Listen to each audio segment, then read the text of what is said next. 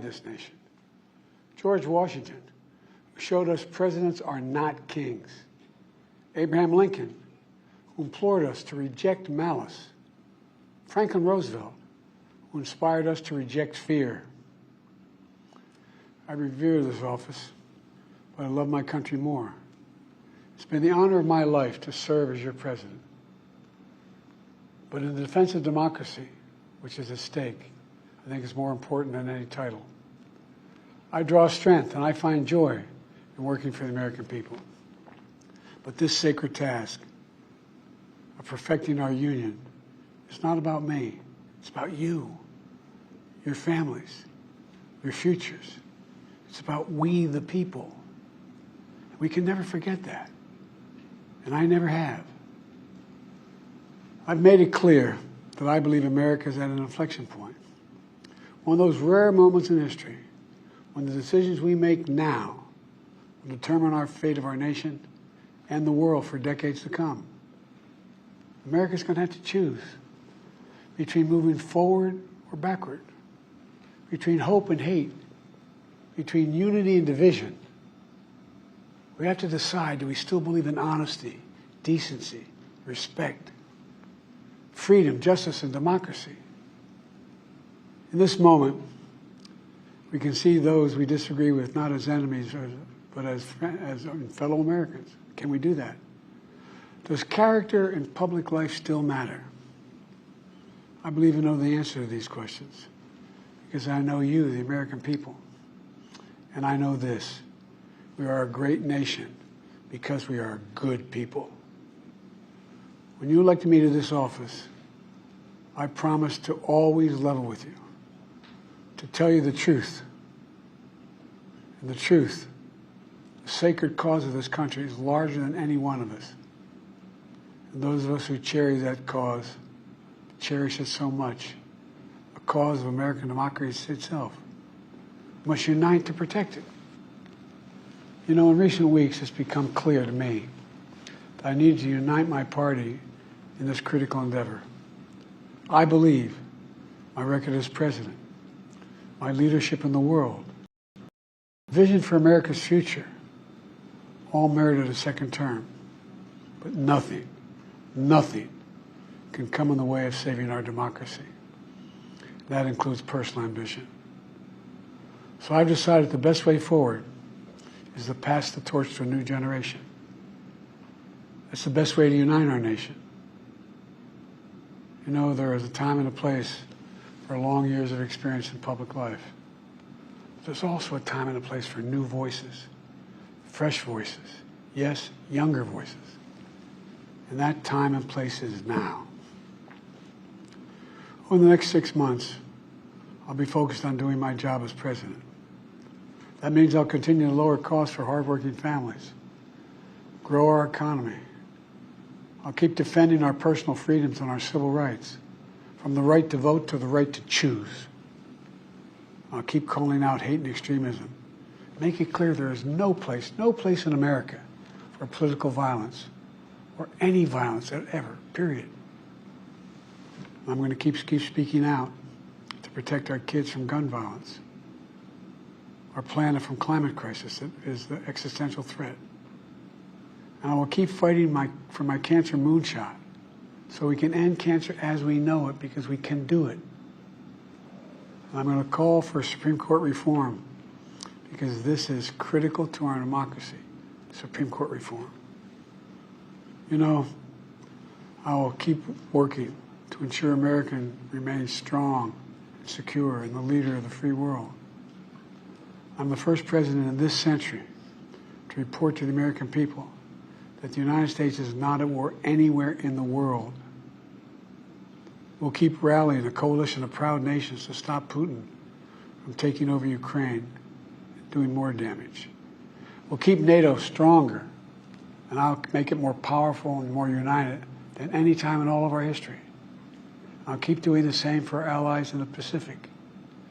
You know, when I came to office, the conventional wisdom was that China would inevitably surpass the United States. That's not the case anymore. And I'm going to keep working to end the war in Gaza, bring home all the hostages, and bring peace and security to the Middle East and end this war.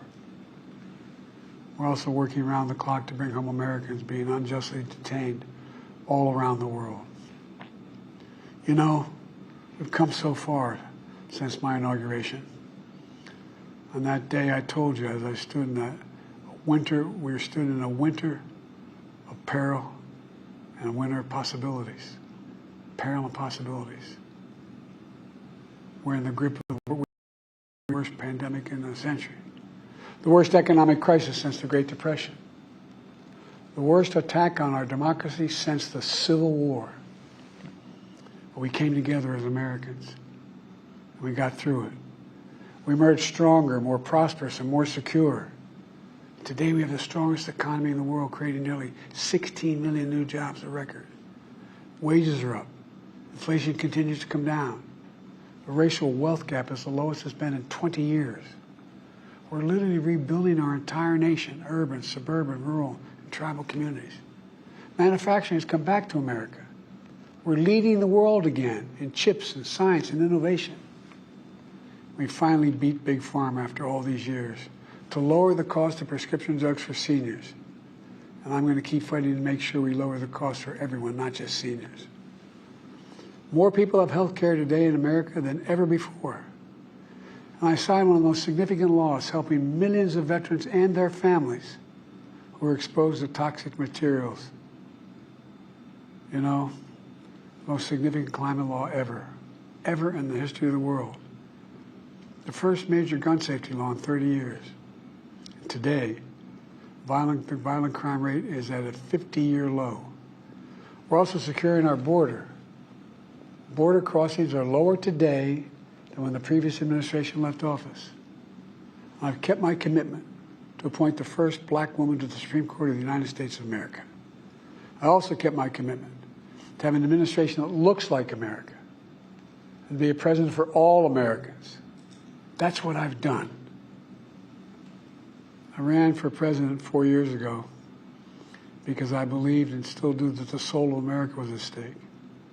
The very nature of who we are was at stake. And that's still America's an idea. An idea stronger than any army, bigger than any ocean, more powerful than any dictator or tyrant. It's the most powerful idea in the history of the world. That idea is that we hold these truths to be self-evident. We're all created equal, endowed by our Creator with certain inalienable rights: life, liberty, pursuit of happiness. We've never fully lived up to it, to this sacred idea, but we've never walked away from it either. And I do not believe the American people will walk away from it now. In just a few months, the American people will choose the course of America's future. I made my choice. I've made my views known. I would like to thank our great Vice President Kamala Harris. She's experienced, she's tough, she's capable. She's been an incredible partner to me and a leader for our country.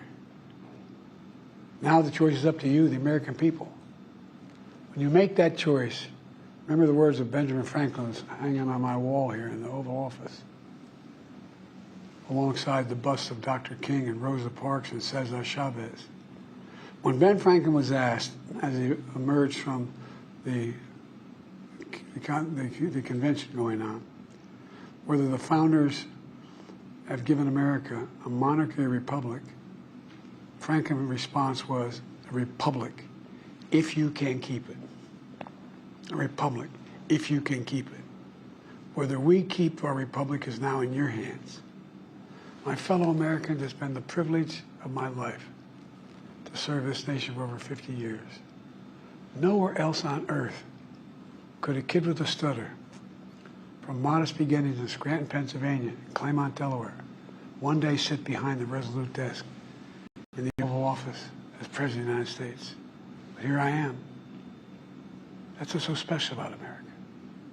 We're a nation of promise and possibilities, of dreamers and doers, of ordinary Americans doing extraordinary things. I've given my heart and my soul to our nation, like so many others. I've been blessed a million times in return with the love and support of the American people. I hope you have some idea how grateful I am to all of you. The great thing about America is here, kings and dictators do not rule, the people do. History is in your hands. The power is in your hands. The idea of America lies in your hands. We just have to keep faith, keep the faith, and remember who we are. We're the United States of America, and there's simply nothing beyond our capacity when we do it together. So let's act together, preserve our democracy. God bless you all, and may God protect our troops. Thank you.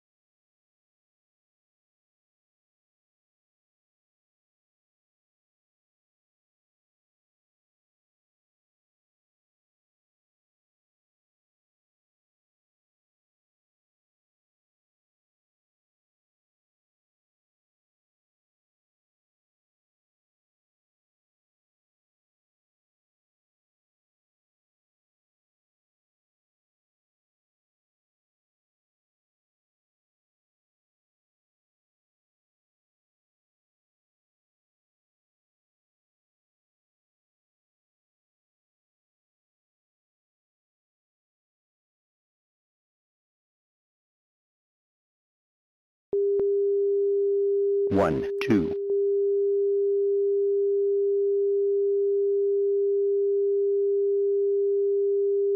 1, 2.